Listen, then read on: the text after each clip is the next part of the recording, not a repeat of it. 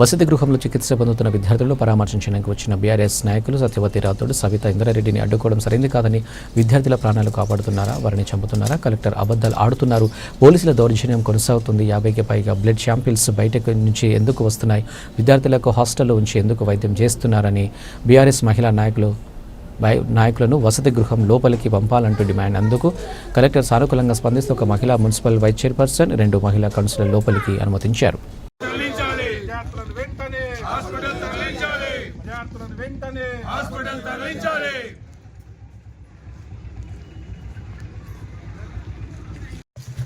పరిపాలన సాధ్యం గాక పరిపాలన చేసే ఒక ఓపిక లేక, తెలివి లేక ఈ యొక్క రాష్ట్రం నడుస్తున్న సంగతి మనందరికీ తెలుసు. ఆర్ఎస్ ప్రవీణ్ గారికి దీనికి ఏం సంబంధం అండి? 6 నెలల నుంచి, సంవత్సరం నుంచి 10 సంవత్సరాలు గురుకుల పాఠశాలలు బ్రహ్మాండంగా నడిచిన టీఆర్ఎస్ ప్రభుత్వంలో మరి ఇప్పుడు 6 నెలలనే వచ్చిందా? మాకేం అవసరం అండి? ఈ రాష్ట్ర ప్రభుత్వం తెలంగాణ ప్రజలకు చంపాలనే ప్రయత్నం చేస్తుంది. ఈరోజు 300 మంది రైతులు చనిపోయారు. మా అంతకుముందు ఫ్లడ్స్ వచ్చినప్పుడు 10 మంది చచ్చిపోయారు. 60 మంది గురుకులాలలో ఈరోజు దాకా పిల్లలు చచ్చిపోయారు. ప్రభుత్వం నీ చేతిలోనే ఉన్నది కదా, నువ్వు ఎంక్వైరీ చేపి. ఆర్ఎస్ ప్రవీణ ఇంకోడా ఈ యొక్క కాంగ్రెస్ ప్రభుత్వంలో అధికారులు మొత్తం విచ్చలవిడిగా కరప్షన్కు పాల్పడ్డారు, కమిషన్లకు పాల్పడ్డారు, నాసిరకమైన ఫుడ్ ఇస్తున్నారు. కాబట్టి ఈ వ్యవస్థ నడుస్తుంది. వాళ్ళు నిన్న వచ్చి చెప్పిన వాళ్ళు ఏడున్నారు? వాళ్ళు చూడలేరు ఆ లోపల పిల్లల పరిస్థితి ఏమున్నది. కాబట్టి దయచేసి మేము అందరు కూడా తెలియజేస్తున్నాం, దీంట్లో ఎవరి కుట్ర దాగిలేదు.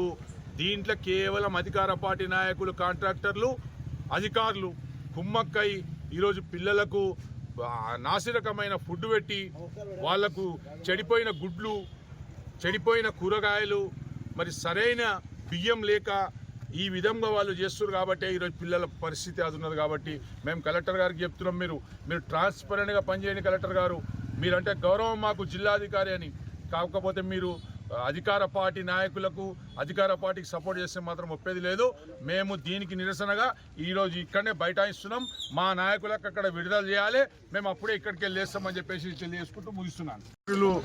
సవితా ఇంద్రారెడ్డి గారు, అదేవిధంగా సత్యవతి రాథోడ్ గారు తాండూరుకి వస్తుంటే మరి అక్కడ వికారాబాద్లో బలవంతంగా పోలీసులు వాళ్ళకు ప్రివెంటివ్ అరెస్ట్ చేయడం వరకు సమంజసం. దళిత బిడ్డలకు చూడనికే, గిరిజన బిడ్డలకు చూడనికే తాండూరు వస్తుంటే కూడా ఈ రాష్ట్రంలో స్వేచ్ఛ లేకుండా పోయింది మనకు. కాబట్టి మేము ఒకటే అంటున్నాము, ఈ ప్రజాపాలన అంటున్నాడు రేవంత్ రెడ్డి, ఇది ప్రజాపాలన కాదు, ఇది రాక్షస పాలన.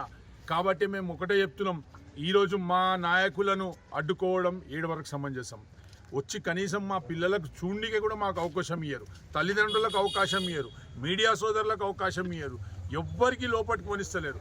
ఓన్లీ కలెక్టర్ గారు, మరి పోలీసులు ఒక దౌర్జన్యమే నడుస్తుంది ఇక్కడ. మేము ఒకటే చెప్తున్నాం, కలెక్టర్ గారు ఇంతకుముందు చెప్పిపోయిండు, ఒక్కటే అమ్మాయి అంటుండు, 50 బ్లడ్ శాంపుల్స్ బయటికి వెళ్తున్నాయి, 10 స్ట్రక్చర్లు కొడంగల్కి వెళ్తే ఆండ్రుకు వస్తున్నాయి, వీల్ చైర్స్ వస్తున్నాయి, సెలైన్ బాటిల్స్ వస్తున్నాయి. ఒక్క అమ్మాయికి ఇన్ని గానం అవసరమా? కలెక్టర్ గారు కూడా అబద్ధం ఆడుతుండ్రు. మేము కళాఖండిగా చెప్తున్నాం, కలెక్టర్ గారు మీరు ప్రజల సేవ చేయనీకున్నారు కానీ మీరు ప్రభుత్వాన్ని, నాయకులను కాపాడే వ్యక్తి గారు. మీరు అందరికీ సమానంగా చూసే జిల్లాలో ఉన్నతమైన అధికారి మీరే. కాబట్టి మేము ఒకటే డిమాండ్ చేస్తున్నాం,